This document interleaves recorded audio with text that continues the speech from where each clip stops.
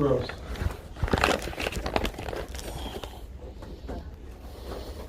No, that's not. Just gonna leave that gross, there. like the actual before they take it.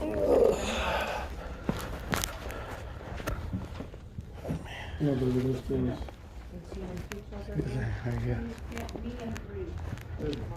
What's it say at the bottom? After taxes.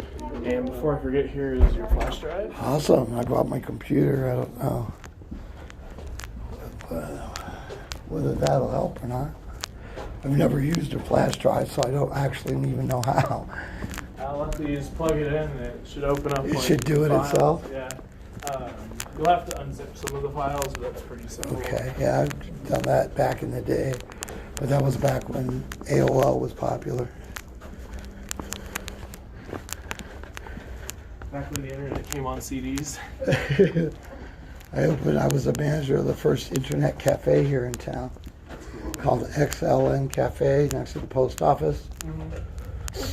And the old it was a Red Top Burger building.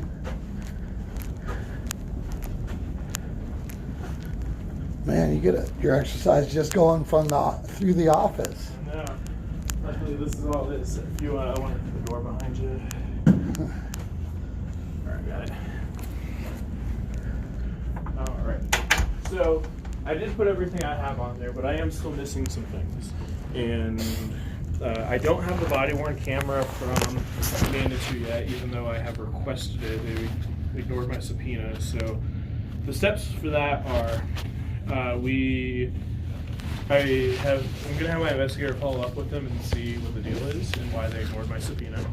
And then if they continue to ignore it and I don't hear a response by this upcoming Tuesday, we'll set it for what is called a show cause hearing. And then depending on whether or not they provide me the body cam before whenever the show cause hearing is, I can ask for sanctions against them for, not responding to a court order. Right. As far as what I do have so far, I looked at the surveillance footage from Starbucks. Unfortunately, they didn't provide me any surveillance footage from the outside. They only provided me surveillance footage from the inside. So Can we be more specific about that in the future and let the judge know that? So I'm going to have my investigator contact them again because the original subpoena.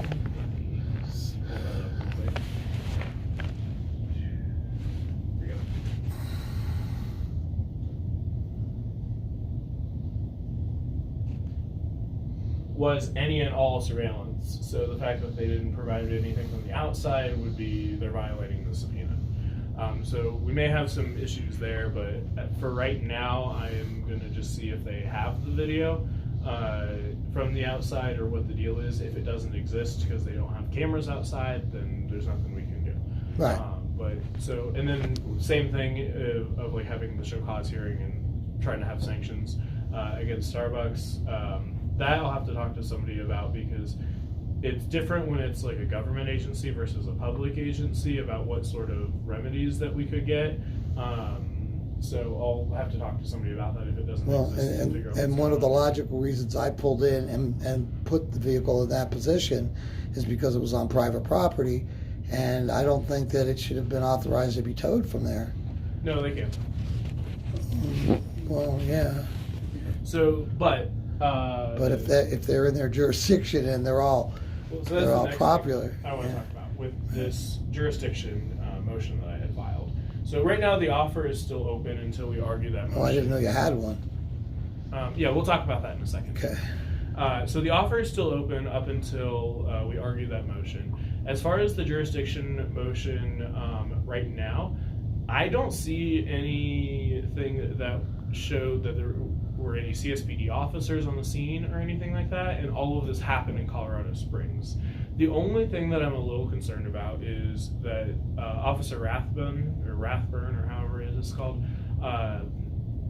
he is a Manitou police officer as well as an El Paso County Sheriff. Right. However, at that time, it's my understanding, based off of what I've read and seen, that he was on duty with Manitou police. Driving a Manitou vehicle. Yeah, my argument there is, while he is an EPSO sheriff, he wasn't acting under the color of his authority as an Ipsos sheriff. He was acting under his color of authority as a Manitou officer, and so he didn't have jurisdiction to stop you there.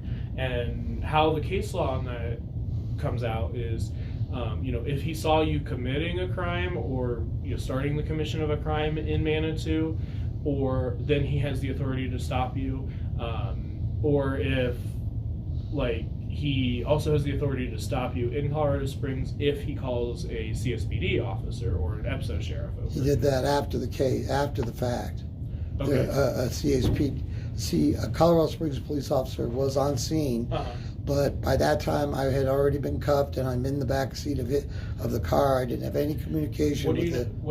Do you know what CSPD did, if anything? That's what I'm describing, is they did nothing, and the impression by that time I'm in the car in cuffs, and I'm kind of, I got my leg against the door, and I'm doing a musical kind of drum kind of this is my protest, illegal search and seizure.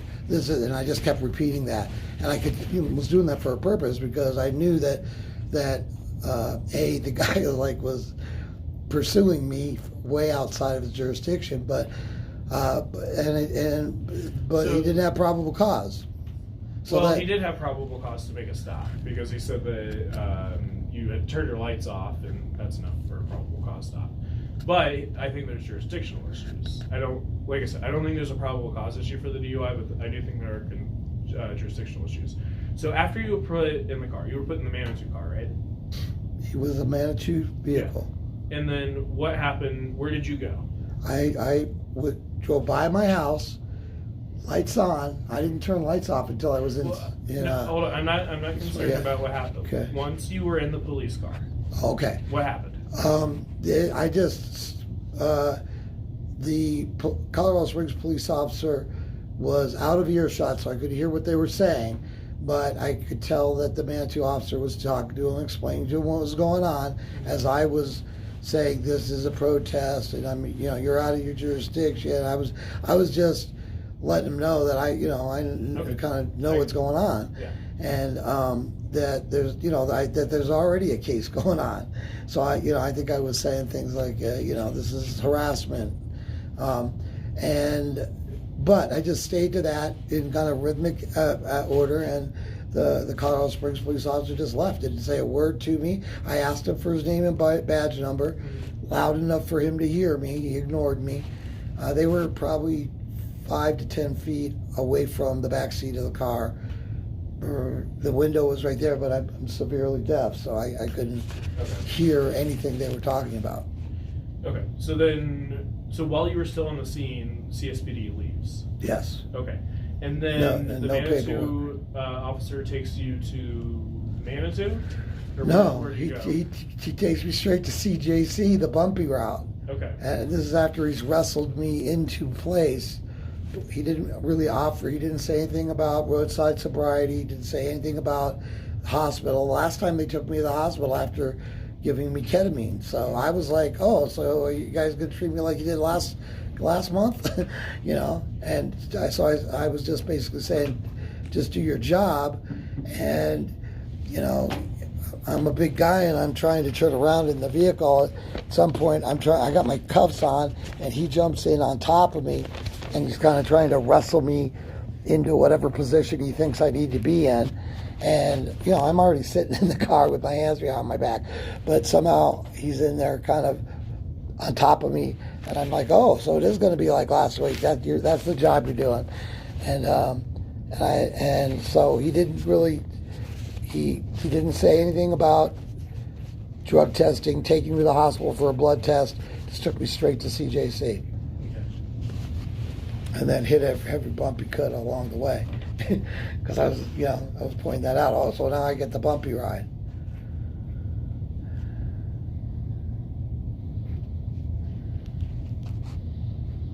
While I was sitting in the car, I saw him pulling things out of the front of the car and the bed of the car and taking pictures of them. I don't know if there's any significance to what they were doing there, or why they I've been difficult about releasing my truck and my wallet and all my IDs and stuff to me, which I've had to, replace and stuff.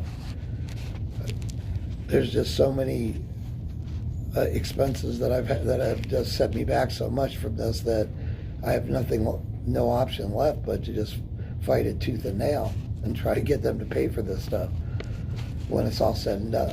And I really like this judge. I think he's going to hold the prosecution to account, to the rule of law. But prosecution's been after me for a long time. I don't think they're just benignly looking at me like another number. I think they're being more calculated about it. This cop is saying that he did take you to the Manitou Springs Police Department and CJC.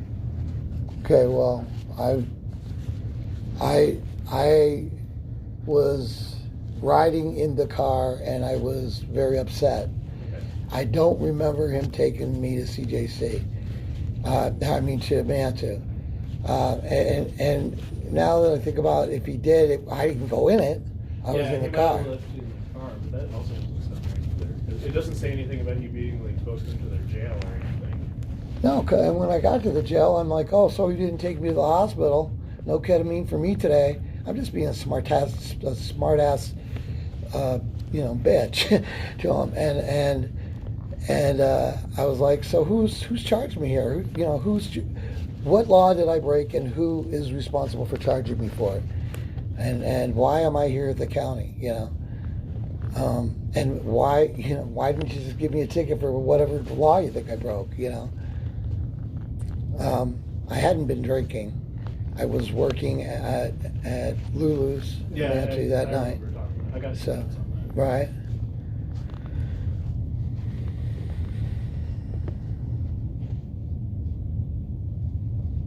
Yeah, I think they're Colorado Springs, and I didn't request Colorado Springs because they didn't really have any activity involved. They passed what would be called an audit, if this were an audit, not just circumstances that happened to me where I fell into kind of an audit mode.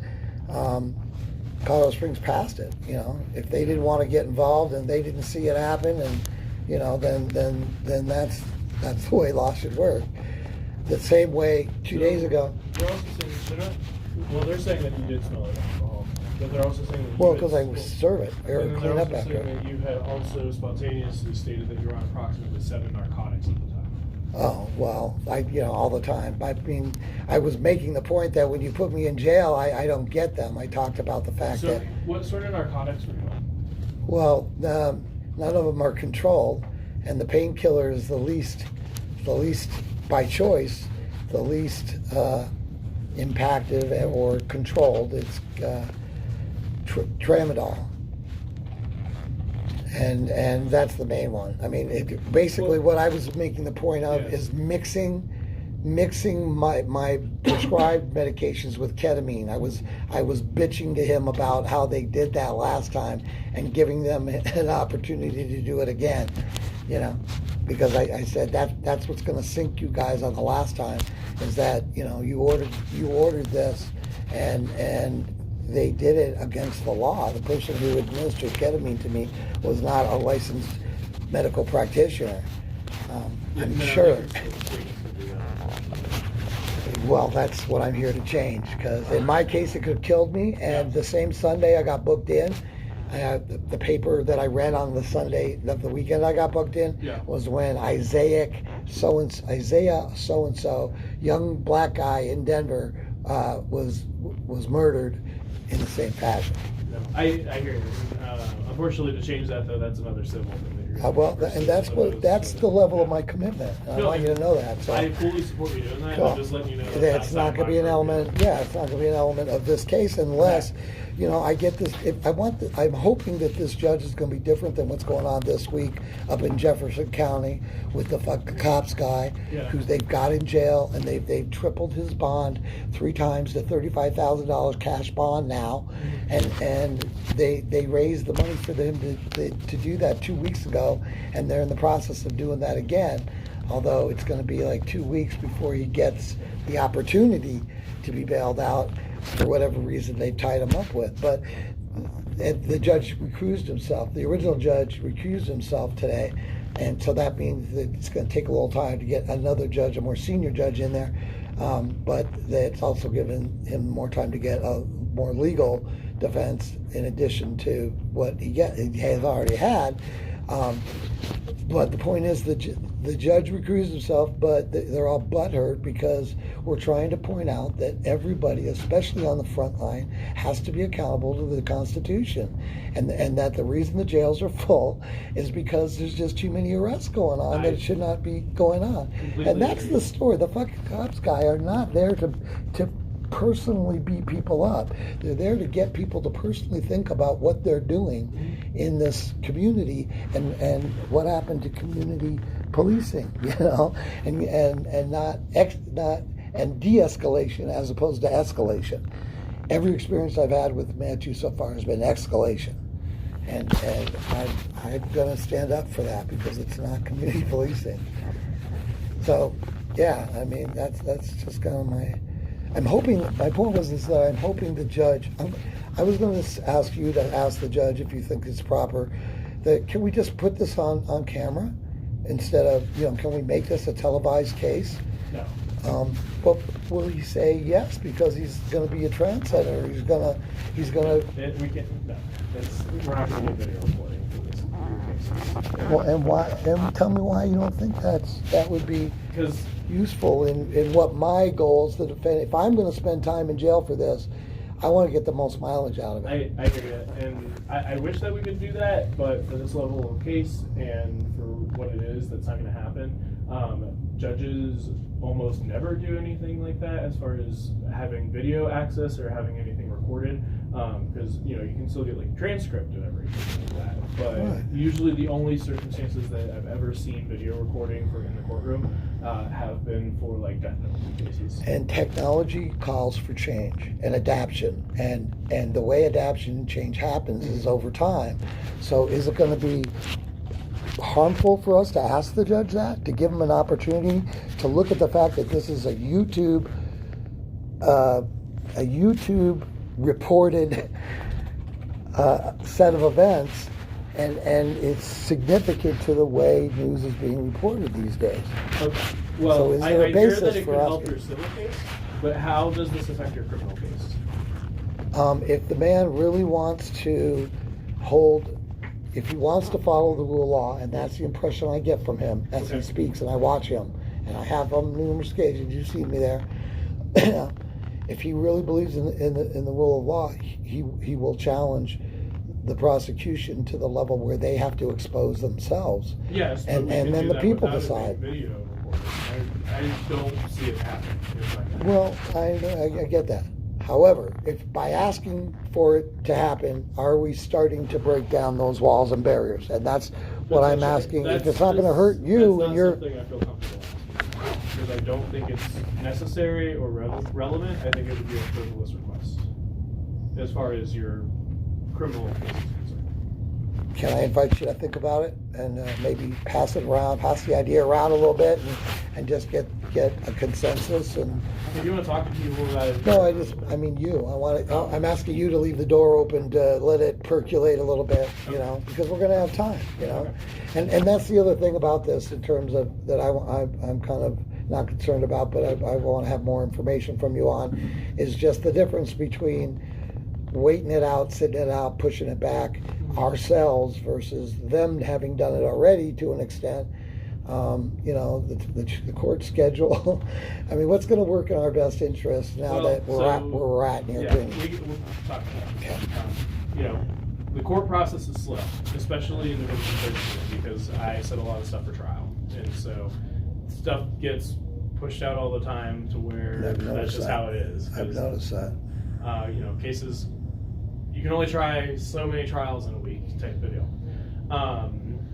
So right now, I think where we're at is we have the preliminary hearing scheduled for next week, as well as challenging the jurisdiction for the DUI. Based off of what you've told me, with that CSPD officer being there, it doesn't sound like he did anything, but I have some current concerns that I am missing but he doesn't have a report that he's filed, or I have no idea who this guy is, and it doesn't sound like he did the booking or anything. He wasn't. Because He based wasn't off- present for hold on. anything that led up to me Hold being on. in the parking I lot. hear you. So based off of my reading of the case law, it sounds like the proper way for this to have been handled, for Manitou to be, or for them to have jurisdiction over you, would have been to have Manitou pull you over, them call CSPD, and then CSPD handles everything. But that's not what happened. It sounds like Manitou handled it. In that case, that would happen if Colorado Springs didn't witness anything that was alleged by Manitou. Well, no, hold on. So I mean, if they had turned me over to Colorado Springs, then it would have been okay. it would have been okay. But there's no witness to the crime that I'm supposed to have So they can did. still, how it would work would be, let's say the facts were different, and the Manitou officer pulls you over in Colorado Springs, and he doesn't see anything that happens in Manitou, so it's outside of his jurisdiction. However, as a police officer, he has the authority to make a stop if he believes somebody is committing a crime. However, at that point, when he had stopped you, he would have needed to have called CSPD and had CSPD handle everything, and basically be, I'm a witness in this case. Yeah. You can call me for the trial or prelim or motions, whatever.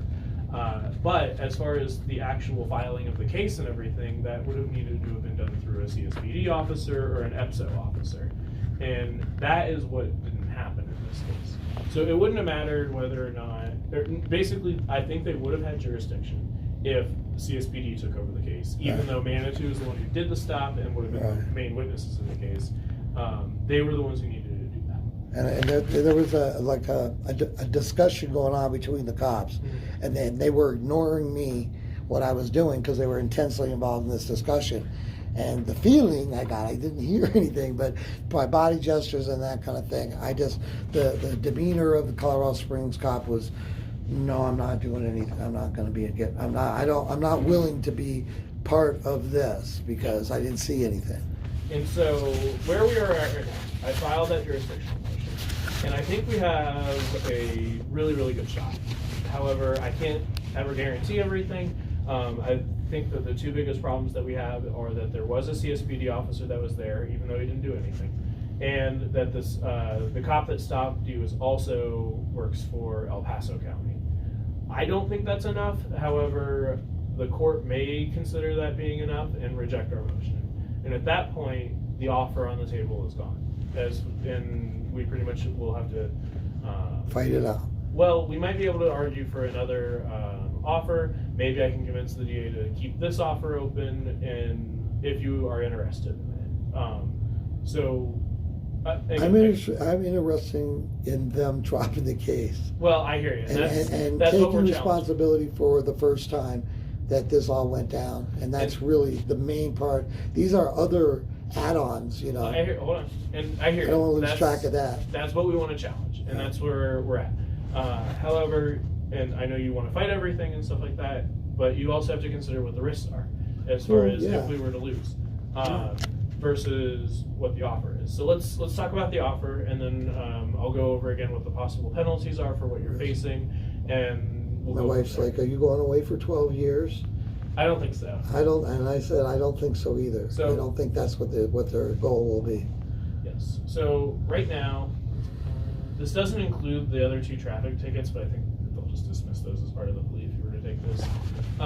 The offer is in the assault case, plead guilty to the assault and obstruction, and then The assault is a felony? yes, but hold on. And then in the DUI case, plead guilty to the DUI, and that is also a felony. Whereas with overall, you would be on probation for 2 years. With the assault in the second degree, the felony 4, that charge at the end of the 2 years, as long as you keep up with probation and don't make any mistakes, go to your meetings, do the conditions that they're asking, they will dismiss that case. And so basically it would be like a temporary guilty plea to where if you are successful, then it goes away. If you're not successful, then you could be looking at the penalty ranges as they are. That is not the case for the obstruction charge, which is the misdemeanor, or the DUI. The DUI would also come with either 90 days of either jail or work release. And the reason that there's 90 days on that is that's the statutory minimum for a felony DUI. Now, with what the charges that we have, in the assault in the second degree, there's quite a few misdemeanors. I'm not really too concerned about those. I don't think that even if you were just to go down on those, the judge would give you jail time. There are 3 to 12 on all the M2s, and then there's a DUR that's 0 to 6 months, and 3 to 12 months, not years. So if you were given probation, you violate probation, that's what you'd be looking at, but you're going to get probation if we go to trial and only go down on those. For the assault in the second degree, the potential penalty range is 4 to 12 years with a 3-year tail. And so it's non-mandatory DOC, so you wouldn't have to go to prison right off the bat.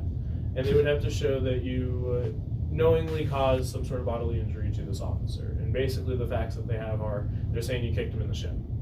Now we may have the ability to run self-defense. We also could have the ability to say that that you didn't have the intent to cause bodily injury or the intent to cause any injury to the officer.